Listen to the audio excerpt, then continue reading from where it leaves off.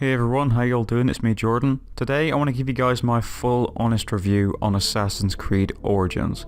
I must apologise to those who feel like this video is a little bit late to the party, but I really wanted to take enough time into playing the game to make sure I get this review right, which I haven't done so well in the past, but I'll touch upon that later. So Assassin's Creed Origins, is it a worthy return to this aging franchise, or is it the final nail in the coffin? After 30 hours of playing it, I can give you guys my personal perspective on it.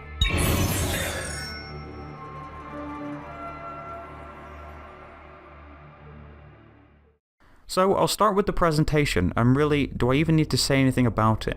Ubisoft's reimagining of ancient Egypt is simply beautiful. From the cities to the deserts to the day-night cycles, lighting torches in the dark, and of course the water. Probably one of the best I've seen in video games, period. I would probably go as far as to say this is probably in my top 5 best open world presentations based in historical times. The world of ancient Egypt is also massive with a vast amount of regions to explore. Many of them have different and unique looks, from the busy streets of Alexandria, to the deserty Siwa, to the peaceful green mountains. On the map, they do also warn you of the difficulty of the enemies that you will encounter in those regions, so it does encourage you to explore more of the world, as some of the regions will require you to be max level 40 before you actually go in there. And the atmosphere the game brings and surrounds itself with must be commended too. With wildlife to hunt and tame, civilians doing their day-to-day chores, and guards always on the lookout in restricted areas, makes the whole experience feel surreal.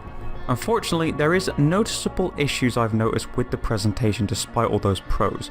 The lip syncing in both the game's cutscenes and in-game interactions are bad. Really bad. Characters often show no emotion at times and look quite bland. It's quite apparent that more time was spent on the open world and not the facial animations, which in some scenes remind me of this game called Mass Effect Andromeda.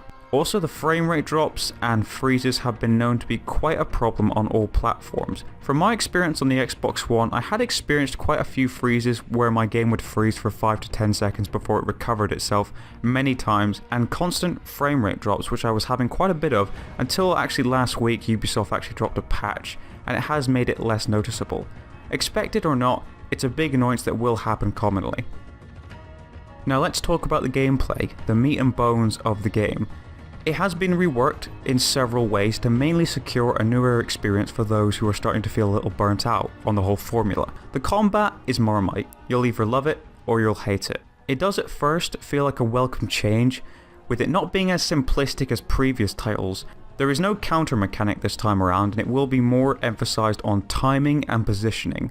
There are different enemy types that will require you to play a different fighting style to take them down, and the executions are gruesomely satisfying. But I do notice sometimes in combat it can feel often clunky. The camera sometimes doesn't even focus on your target, and that's not to mention when you start fighting perhaps in a corner or a small room, when the camera pretty much turns on you. When you get overwhelmed by too many enemy soldiers, it can also be very tricky, especially when they surround you. And there will come a time where you'll be fighting them in the streets and having just one, or during a fight against several soldiers, there could be a chance that soldiers on patrol on their horses, who are roaming around the open world, might stumble upon you and will join in the fight, which makes the system more repetitive when you just want to face a few soldiers, but instead they give you the whole goddamn Roman army. And of course, if you wish, you can approach with stealth. There is a large portion of this game that will rely on stealth to eliminate your targets, using your whistle to lure enemies away from others, and putting everyone's new favourite character Sanu to use by spotting enemies all around the area before you move in. Stealth is fun for the most part, and it does require patience and quick decision making all at different times. As for the AI, I think it is pretty good for the most part, but sometimes enemies might not spot you when you really think they should, and sometimes they do spot you when they really shouldn't. The progression system has been tweaked as well. Now we have ability points rewarded to us when we level up or discover tombs. This is a very similar system to the Batman Arkham games, where you can upgrade or equip new moves such as parries, combos, damage resistance, or move time forward. There is a large variety of weapons to choose from, like spears, swords, clubs, dual swords and maces, and different types of bows to pick from, whichever fit your playstyle. And of course I have to talk about the controversial grind. The leveling up system seems to be welcome at first, but as you progress further into the game, you will find out that a lot of the content is restricted until you reach a certain level. It doesn't seem like a big deal at first, but in the later hours, once I hit level 30, I was needing around 15,000 XP, which is probably at minimum an hour and a half of grinding away at side missions or whatever. I'll talk more on that in a minute when I get to the side content section, but I can say from a personal standpoint that it might leave some very appreciative because it obviously does encourage them to explore more of the world, but for some it will be repetitive. Now this leads me on to the fact that this game has microtransactions. Not so much loot boxes, but there's gear you can only get by paying real money for, instead of actually getting in the game. I must say, after scrolling through the store, the system feels pretty pointless, but from a business perspective it is obviously there to provoke a second source of income, which is fair enough. I say it's pointless because the microtransaction gear you get isn't exactly superior to the gear you can actually get in the long run of playing the game. Except for that unicorn, I guess. So it's not really worth your time. I can understand from a business perspective that maybe it could trick certain people who are sick of grinding away when they can just maybe pay a couple bucks to get the pieces of gear that they might want. And I get that from a business perspective, but as a player, I'm not really interested. The gameplay does its best to fresh things up in the story as it goes along, as ship combat takes up a small part in the game, which I gotta say is quite fun. But it's not quite on par with Black Flags, but nonetheless, it's appreciated that it's in. There are also some boss battles, which the first few meetings felt terrible, as they did pretty much rely on just one simple strategy, letting your opponent have a few misses and then you swoop in on, get a few hits, rinse and repeat. Later boss battles do somewhat get challenging until you find their weak points, so it will be challenging at first, but if you were to replay the game at some point when you get better at it, you'll pretty much cruise through them. The gameplay as a whole though is pretty solid. It does offer variety, but honestly the stealth and combat is good enough to be the main focus of the game's formula, but there are bumps along the road, with the grind fest often occurring, and like I mentioned earlier, the occasional freeze and frame rate dips.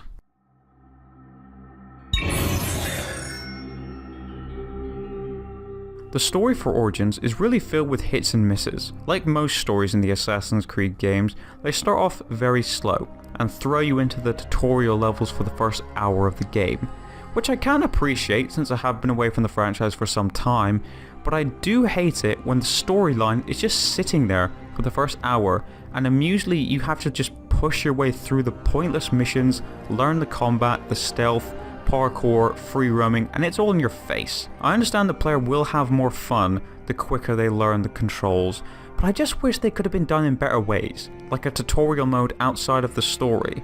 Or you can have it at the beginning of the story, but I just wish they were done much better. And the fact that these tutorials are spaced out with cutscenes just make you sitting there longer, just shouting at the screen, hoping for it to hurry up and just get on with it. And it will leave some of you impatient. So in the story, you play as Bayek of Siwa, an Egyptian Magi, which means he is the protector of the Egyptian way of life and will help any of those who need it. I did grow to really like the guy, but he's not my favourite. One thing I think that they missed an opportunity with him on that took me a while to put my finger on is that he doesn't really grow many relationships on his journey. The only person he really connects with is his wife Aya, and everyone else he just seems to be doing their dirty work for. He might have a short-term companion for 1 or 2 missions, but nonetheless he's a bit of a loner actually.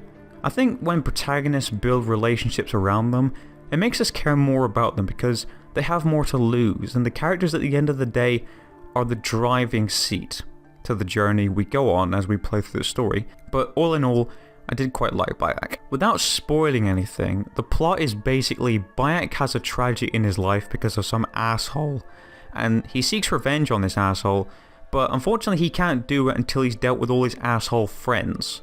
It's typical Assassin's Creed storyline, and the journey we go on with them doesn't really feel like a roller coaster of emotions. A few jokes here and there. There's not really a moment where I felt like reaching for the tissues or felt on top of the world, and the whole Origins theme that they had going for this game doesn't really come into the plot until the very end of the game, which I was kind of disappointed with.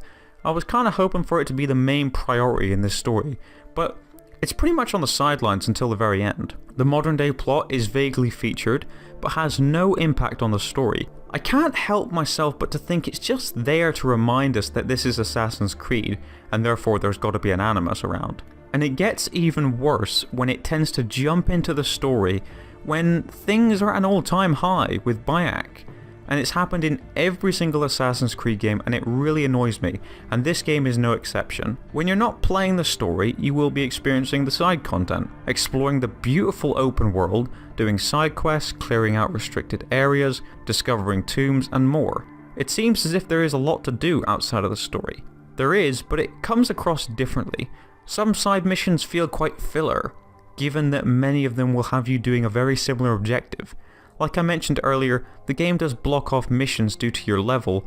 The loot collectibles, whilst fun and enjoyable to collect, have very little reward, especially once you get to a higher level. The papyrus riddles, which are essentially giving you a note or hints of where some legendary gear is hidden on the map, when you discover the hidden gear, sometimes it can end up being cursed, which means that if the weapon is cursed, you will have 1 bar of health when you have it equipped, and it's an absolute slap in the face and feels like all that time you did searching for that legendary piece of gear was just a complete waste of time. And I have noticed the side content does start to feel a bit like a chore when you're grinding away for the story missions or even after you've finished it. Hardly any of them have any connection to one another. The tombs are cool, with your handy dandy torch making your way through the various little puzzles and tight corridors, and there are these phylax, I think that's how you say it, which are essentially like these mini bosses that roam around the open world looking for you. And I'll just say this, don't face them until you level up a little bit, because they do mean business. So the gameplay for the side content is fun for a while, but when I just look at the whole picture, it just seems to feel more quantity over quality.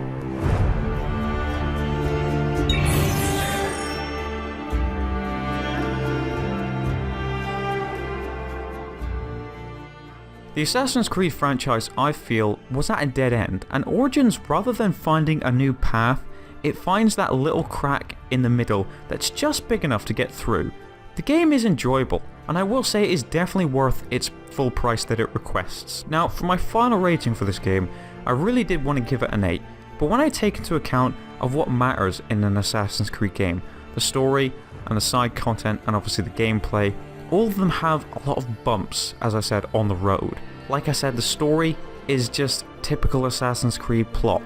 The side missions tend to feel filler, and the gameplay can feel clunky at times. The older ones like Assassin's Creed 2 just achieved it so much better. So in my mind, because of that, with all in consideration, I have to bring the score down to 7 out of 10. Now I know some people are probably going to think about this already.